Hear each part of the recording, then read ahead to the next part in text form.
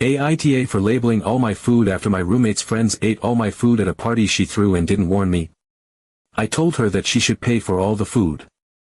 A couple of weeks ago, after a really long day at work where everything that could have gone wrong absolutely did, I came home around 7 in the evening, just wanting to collapse on the couch, order some takeout, and maybe binge a few episodes of whatever dumb show I had half finished on Netflix. I was exhausted, carrying my laptop bag, my gym clothes I had not even touched, and my mind was already focused on which leftovers I was going to heat up for dinner. I unlocked the door, pushed it open, and immediately felt like I had just walked into the wrong apartment. There were people everywhere. Loud music was blasting from a Bluetooth speaker somewhere deep inside the apartment, there were shoes and bags littering the floor, empty beer bottles lined up on the kitchen counter, and the whole place smelled like a strange combination of tequila, weed, and Axe body spray. For a second, I literally stood there in the doorway, stunned, while a couple of people I had never seen before brushed past me, laughing, clearly too drunk to notice or care that I was just standing there like some confused extra who had wandered onto the wrong movie set. I finally managed to step inside, awkwardly weaving my way through groups of people packed into our tiny living room and even sitting on the floor in the hallway. I spotted my roommate, Madison, almost immediately. She was standing on top of one of our dining chairs, our white chairs, I might add, holding a red Solo cup in one hand and waving the other around while she told some animated story to a bunch of people crowded around her like she was the lead singer of a band. She caught my eye, smiled this huge, wild smile, and shouted, "You're home." Surprise, before immediately turning back to her adoring audience without a second thought. I was too tired to even process my emotions right then, so I did the adult thing and went straight to my room. I dropped my stuff, changed into sweatpants, and texted a few friends about the chaos that had taken over my living space. They sent back a mixture of sympathy and horrified emojis, but it was what it was. I figured I would just ride it out, maybe order some pizza, and lock myself in my room for the night. Except when I went to the kitchen to grab something to eat, my plan completely fell apart. I opened the fridge, expecting to see the groceries I had bought literally the day before, my Tupperware of pasta I had cooked for meal prep, my hummus, my little pre-cut veggie packs, my oat milk, my yogurt. Everything. Gone. The fridge looked like it had been looted. There were a couple of sad lemons rolling around on the shelves, one half-empty can of hard seltzer, and that was it. I checked the cabinets next, hoping maybe my snacks had survived the onslaught. Nope. My box of granola bars was open and empty. The bag of chips I had been saving for my treat-yourself movie night was ripped open and crushed. Even the loaf of bread I had just bought had been demolished, nothing left but two sad crusts. I turned to Madison, who was now leaning against the counter flirting with some guy wearing a backwards baseball cap and the cockiest grin I have ever seen. I said, "Madison, all my food is gone." She just blinked at me, totally unbothered, and said with a shrug, "Oops, sorry, people got hungry." Like it was the most natural thing in the world. Like I was the weird one for being upset that random strangers had eaten every scrap of food I had painstakingly meal prepped and paid for with my very not gigantic paycheck. I wanted to scream. I wanted to throw a chair. But instead, I just took a deep breath and told myself that I was not going to let this spiral into a huge, dramatic fight. I was not going to be the crazy roommate who screamed over oat milk. I went back into my room, ordered some expensive delivery I could not really afford, and spent the rest of the night trying to ignore the thudding bass shaking my walls. The next morning, after the hangover army finally cleared out, leaving behind a battlefield of sticky cups, cigarette butts, and a pizza box with one sad slice congealing on the coffee table, I decided I needed to make a point. I went grocery shopping again. I bought everything I needed and a little extra, feeling slightly victorious as I loaded up the cart with a second container of hummus just for good measure. When I got home, I unpacked everything neatly into the fridge and pantry. Then, I pulled out a thick black Sharpie, the kind that bleeds through paper if you press too hard, and labeled everything. I did not just write my initials. I wrote my full name in giant, unmistakable letters across every container, every box, every bottle. This belongs to my name. Do not eat. My name, S. Food. Hands off. My name, S. It felt a little petty, maybe, but I was fed up. I was tired of feeling like a guest in my own home. I was tired of my hard-earned groceries disappearing into the mouths of Madison's endless parade of drunk friends. Madison saw what I was doing as she stumbled into the kitchen wearing sunglasses and one of those huge oversized hoodies that practically eat you alive. She rolled her eyes so hard I thought she might actually strain something. She muttered something under her breath about how I was being dramatic but did not say anything directly to me. For a while after that, things were tense. I could feel the passive-aggressive energy radiating off Madison like heat from a broken radiator. She would slam the fridge door a little harder than necessary whenever she grabbed her stuff. She would mutter complaints when she thought I could not hear. She started bringing home even more takeout than usual, clearly avoiding the of my labeled groceries. I honestly started to wonder if I had overreacted. Was it really that big of a deal? But then I would think about how nobody had asked permission to throw a rager in our home. How nobody had thought for even a second about the groceries I had spent my time and money on. How Madison had not even offered to replace the food or apologize beyond a casual, dismissive oops. I have been doing my best to be civil. I have not started any fights, have not given any lectures. I have just kept to myself, cooked my own food, and lived my life. But the apartment still feels different now. Tense. Like a rubber band stretched just a little too tight. So now I am wondering, was labeling everything taking it too far? Was I being passive-aggressive when I should have just confronted her more directly? Or was it the only reasonable way to set a boundary when talking seemed completely pointless? I do not know. Maybe I handled it badly. Maybe I did exactly what I needed to do. Either way, I cannot help feeling like a stranger in my own kitchen now. So am I the asshole? Update 1. The first few days after the great labeling incident, Madison mostly kept her distance. She would breeze past me in the kitchen without a word, tossing her bag onto the counter and pretending I was not even there. I thought, stupidly, that we might have settled into a new, tense kind of truce, a mutual agreement to stay in our own lanes and not poke the bear. I stuck to my labeled food. She stuck to hers, or at least to whatever she decided to DoorDash that night. It was uncomfortable, but manageable. But of course, it did not last. One evening, while I was heating up some soup and minding my own business, Madison wandered into the kitchen, phone in hand, giggling at some text. Without even looking at me, she said in this sing-song voice, "You really are obsessed with your little food shrine, huh?" I blinked at her, confused, thinking maybe I had misheard. But no, she turned around, leaned dramatically against the counter, and gestured at the fridge like she was showing off an art exhibit. She said, "You know you made the kitchen look so ugly, right? Like, seriously. It's embarrassing." I did not respond. I just stirred my soup and told myself not to engage. I had seen enough petty roommate fights go nuclear to know it was not worth it. She wanted me to argue, wanted me to defend myself so she could keep feeling like the wronged party. I was not giving her that satisfaction. But the next morning, when I opened the fridge to grab my yogurt, I noticed that something was off.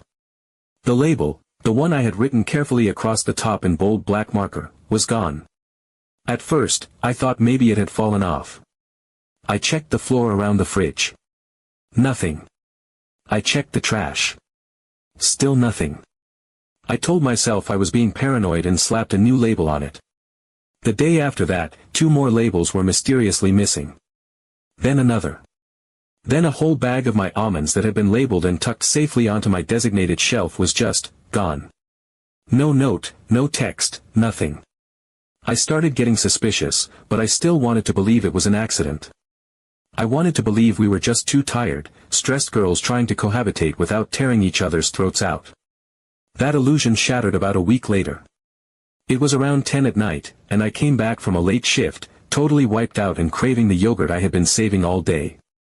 I dumped my bag by the door, kicked off my shoes, and went straight to the kitchen. As I rounded the corner, I stopped dead in my tracks. There, standing with the fridge wide open, was Tyler, one of Madison's regular hanger-ons, the kind of guy who always seemed to show up empty-handed but leave carrying half the fridge. In one hand he was holding my yogurt.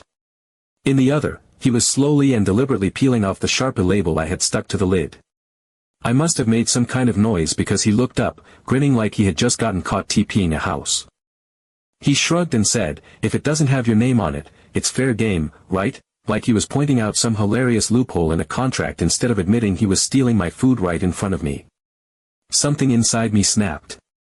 It was like all the little frustrations I had been swallowing down, the party, the missing food, the eye rolls, the passive-aggressive digs, the peeled-off labels, all boiled over at once.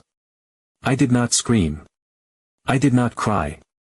I just felt this cold, razor-sharp anger settle into my chest.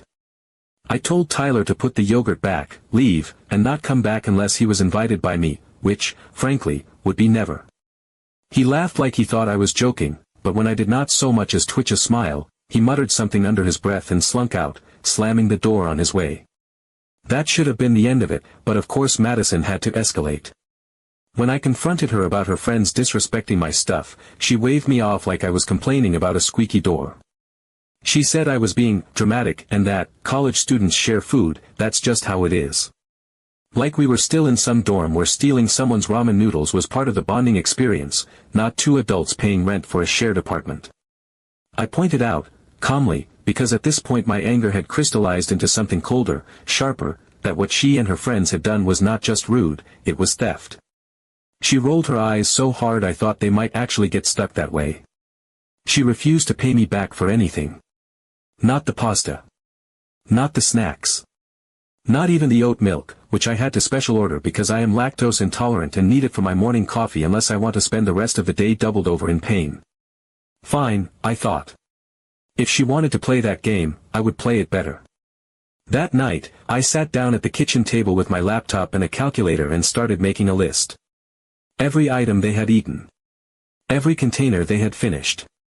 Every snack they had swiped.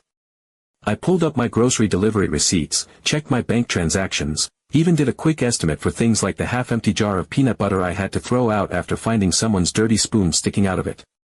I totaled everything up, added a small, very reasonable surcharge for the hassle of replacing everything and dealing with the fallout, and printed it out. It came to a little over $200. I printed it on the brightest piece of paper I could find neon yellow and taped it right in the center of the fridge where nobody could miss it. I wrote, in bold letters across the top, amount due for stolen groceries and detailed every item underneath, line by line. Chips $5, yogurt $2, pasta, $7, half-gallon oat milk $5, granola bars $7, and so on. Then, at the bottom, I wrote in giant, underlined letters pay me or I will find another way. So I wrote up an itemized list, taped it to the fridge, and told her that if she didn't pay up, I'd find another way. Update 2. Things got even messier after I posted the itemized list on the fridge, brighter than the sun and impossible to ignore. I had expected some grumbling, some passive-aggressive silence, maybe even a childish tantrum complete with slammed cabinet doors and exaggerated sighs. What I had not counted on was just how vindictive Madison could get when she felt cornered. She flat out refused to pay. She stood there one afternoon, arms crossed, eyes narrowed, telling me I was being ridiculous, that it was just food, and that I should not have to live with someone so uptight. She said it with this sneer, like I was some uptight old librarian clutching my pearls over a stolen cookie, completely ignoring the fact that it was my groceries they had plundered like pirates raiding a supply ship, and my paycheck they had essentially set on fire. Instead of addressing it like an adult, sitting down to talk things through, Madison decided the mature course of action was to declare full-scale, no-holds-barred war. It started small, almost laughably childish. I would find my neatly labeled containers moved to bizarre places. My almond milk, which I kept on the easy-to-reach top shelf, suddenly found itself jammed into the bottom corner of the fridge, half buried under a precarious mountain of beer cans and takeout containers that smelled like stale pad thai. My box of granola bars, which I had placed carefully in my assigned pantry space, showed up one day stuffed into the drawer that held our mess of mismatched Tupperware lids. I stood there that first time, granola bars in hand, thinking that maybe, just maybe, it was a coincidence. Kitchens get messy. People make mistakes. But it got worse. Much worse. It stopped being about accidents. One night, after a long shift that had already drained the last of my patience, I opened the pantry looking for my almond butter, one of the few luxuries I allowed myself, the kind of thing that made a miserable day feel slightly less miserable, and it was gone. I tore the kitchen apart, growing more frantic with each passing minute, until finally I found it, stuffed deep inside an empty cereal box that had been shoved to the back of the bottom shelf, hidden behind Madison's abandoned, dusty Cheerios. It was like a cruel treasure hunt where the prize was the thing you had already paid for. Another time, rushing out the door late for work, I yanked open the freezer to grab a frozen meal I had carefully labeled days before. Instead of seeing the neat row of meals I had prepped for the week, I found chaos. Every single one of my frozen foods had been moved, jammed behind 3 enormous bags of ice, old mystery meats I did not recognize, and someone's sad, half-eaten pint of freezer-burned ice cream. I had to practically crawl inside the freezer to dig my meals out, my hands going numb from the cold while I cursed under my breath. Even the labels themselves were under siege. Some days I would come home to find half of them missing entirely, peeled off with greasy fingers that left smudges across the containers. Others had been crudely scratched out with what looked like the tip of a key or the edge of a butter knife. A few labels had mocking doodles drawn next to them, little stick figures eating food with devil horns, just in case I dared to believe this was all innocent fun and not a targeted campaign to make me as miserable as possible. It became obvious that Madison and her friends thought the whole situation was hilarious, like my attempts to set basic, adult boundaries were some grand comedy for them to perform. Every trip to the kitchen became a battle. Every meal became an obstacle course. Cooking simple dinner took twice as long because I had to track down ingredients that had been deliberately hidden, moved, or sabotaged. It was exhausting in a way that crept under your skin and lived there, a constant background hum of anger and frustration that made the apartment feel less like a home and more like enemy territory. I realized eventually that confronting Madison again would be pointless. She thrived on the attention, on the drama, on any opportunity to twist the narrative and make me look like the unreasonable one. She wanted me to snap. She wanted to keep poking until I lost my temper so she could claim the moral high ground. She was banking on me getting so tired and drained that I would just roll over and let her win. She underestimated me. That was when I decided to escalate in a way she would never expect. During move-in weekend, months ago when things still felt fresh and full of potential, I had met Madison's mom. A tall, polished woman with immaculate hair and a voice that sounded like it had been trained for formal brunches and charity galas. She had helped Madison set up her room, arranging pillows just so, giving advice about where to hang frames, fussing over kitchen towels. It was obvious even then that she had high expectations. And I remembered something important. Madison had casually mentioned that her mom was footing the bill for her rent until she graduated. It took me less than 5 minutes to find her on Facebook. I spent that night carefully crafting a message. I kept it respectful. No insults, no rants, no emotional language. Just facts. I laid out everything, the surprise party that wrecked our apartment, the food that had disappeared overnight, Madison's complete refusal to replace it, and the increasingly hostile behavior that had turned living with her into a nightmare. I attached the photos I had taken for my own sanity, the peeled-off labels, the hidden almond butter, the itemized list taped proudly to the fridge. I explained that I was not trying to stir up drama or cause trouble, I simply wanted to live somewhere my belongings were respected. I sent the message around midnight, feeling a strange, calm satisfaction settle over me. It was out of my hands now. The next morning, the difference was immediate and unmistakable. When I walked into the kitchen, Madison was already there, sitting rigidly at the table, staring at her phone like it had personally betrayed her. The second she saw me, she scrambled to her feet, practically running across the room. Without a word, she pulled me into the hallway, her movements jerky and frantic. She shoved an envelope into my hand like it was something radioactive, muttering something under her breath. I opened it then and there and found a thick stack of cash, not just enough to cover the itemized list, but an extra $20 tucked in, like a silent bribe to never involve her mother again. From the little she managed to choke out, it sounded like her mom had absolutely lost it. Furious was not even the word. Her mom had apparently spent all night blowing up Madison's phone with calls and texts, laying into her about responsibility, respect, embarrassment, and the shame of having to hear about her daughter's behavior from a near stranger online. The threat had been crystal clear: pay me back immediately, or lose her rent support altogether. Madison's pride might have been bruised to hell and back, but it was nothing compared to the horror of imagining herself having to find and afford a new apartment alone. And the cherry on top. A few hours later, while I sat at the kitchen table finally enjoying one of my properly labeled frozen meals without the fear of sabotage, I got 2 Venmo notifications back to back. Tyler, yes, the same Tyler who had once smirked as he peeled my label off in front of me, sent me $30 with the note, for the yogurt LOL.